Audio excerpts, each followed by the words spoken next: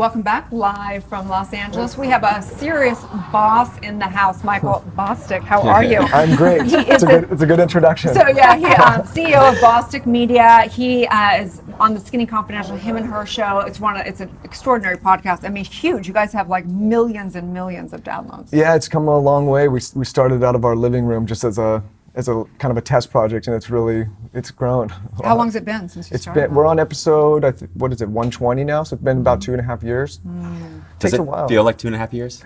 It doesn't feel like 2.5 years. It went fast, and the space has really heated up a lot since then. I mean, we really did it because my wife, she has a platform, The Skinny Confidential, and she had jaw surgery, massive jaw surgery, and someone that's used to using their face on camera, she had to reassess that because she was so swollen. So she turned the cameras on me, and we started talking about our relationship and branding and marketing online, and we started to get so many questions from her reader base at the time. And we said, how can we expand this and answer on a larger level as opposed to the individual response? So we said, let's do a podcast. We both like to talk. And we've learned so much about you through your podcast, but what have you learned about each other and your relationship in doing this podcast together? It's been like couples therapy. Because the listeners really say, hey, quit interrupting each other. So we have to sit down and really listen. So I think it's been good for our relationship, and it's definitely brought us together because outside of the relationship now we operate businesses together, and it's just a whole different dynamic. So what's the secret to doing that successfully? Oh man,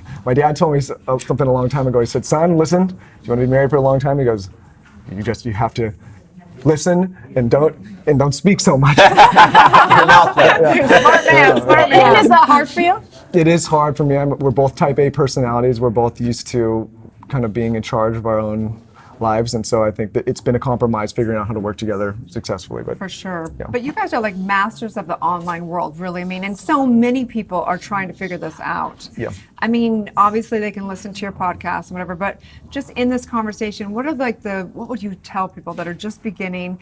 Obviously come to your podcast, listen to that, but what can they do? Well, see, the problem is the online space has heated up in such a large way, and there's so many people jumping into it, and I think this is common, but you look at other people's formulas for success, and a lot of time, and that's a good thing to do, but a lot of time people get lost trying to copy someone else's formula, and it just doesn't work because you're just what I would say the poor man's version of somebody else. So what I think, that word authenticity has been thrown around everywhere, but really to have success on an online platform, you really have to be yourself. You have to have your own voice, and that will shine through because nobody else can duplicate that. There's a book called The Purple Cow by Seth Godin. Yes.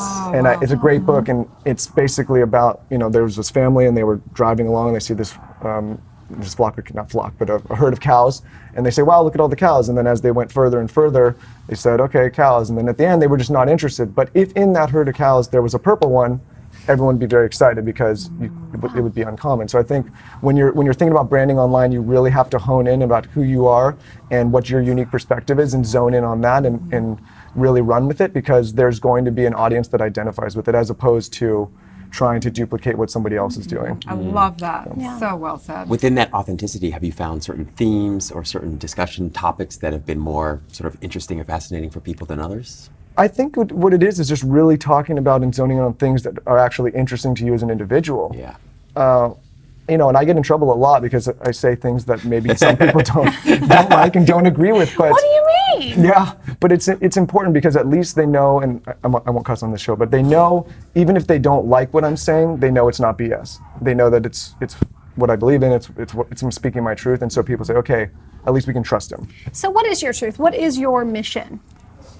I mean, my mission at this point is and I think who I'm inspired by is anybody that's doing anything in an individual way, the way they want to do it and having success with it. And so, the way Lauren and I live is we want to do what we want to do when we want to do it and hopefully provide value to people that are listening and consuming the content, but our way. And I think, we've grown up in a society where it says, okay, you do this and then you get this job and then you go this path, and that's the path of success. And I think what the digital spaces enable people to do is really set out on their own path and carve their own way, and that's what we're inspired by. Just love that. And one of the things I love, of course, I follow both of you guys on Instagram, and you guys have a ton of fun along the way, though. You have to. Yeah. So talk to us a little bit about that, because I think sometimes people can get so serious about the business of making money that they kind of lose the passion.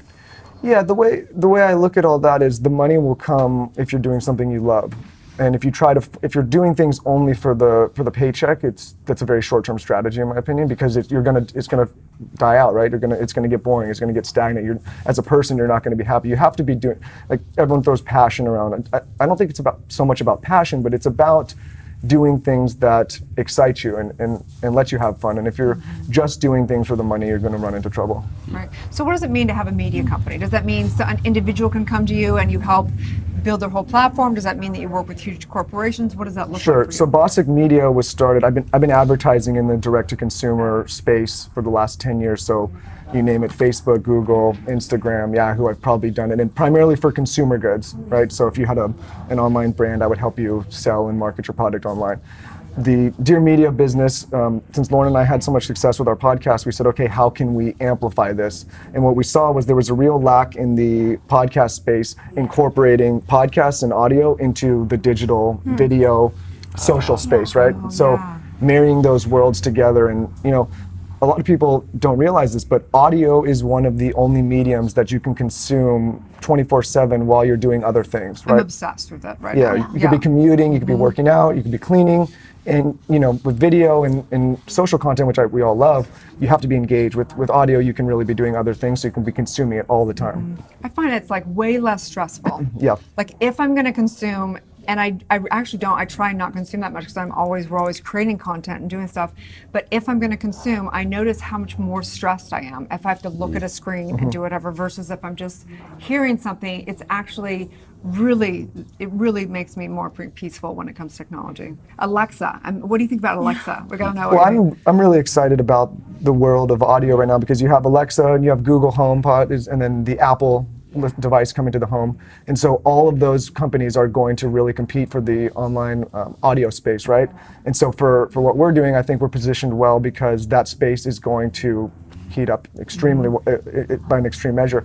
As soon as Google and Amazon jump in and say, hey, we're stamping our flag in the audio space, that's going to lift everybody else that's competing in the space currently. So what do we have to look forward to from you and Dear Media? What's happening in the near future? So we have about 10 shows signed to the network right now. I'm in the process of signing another 9 to 10 within the next month or two, and we're going to just keep expanding and providing really interesting and unique content, and I think we're excited to do that. Absolutely. Well, we're excited as well. Tell people where they can find you. Sure, I'm Michael Bosstick on all platforms, and then you could go to dearmedia.com to learn more about the media company, and yeah.